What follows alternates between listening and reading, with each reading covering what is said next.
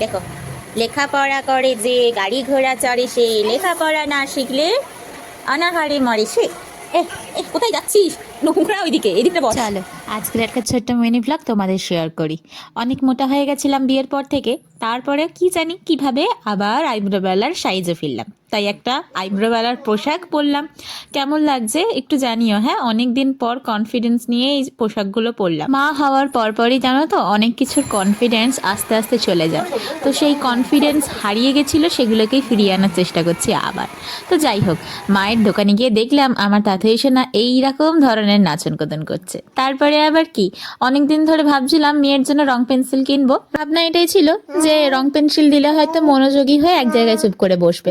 ওই অজগর আসছে তেরে, আই আমটি খাবো পেরে। কিন্তু আমার ভাবনা যে কতটা সঠিক প্রমাণিত করবে আমার মেয়ে, সেটা পরেই জানতে পারবো। চলো আজকের মতো টাটা।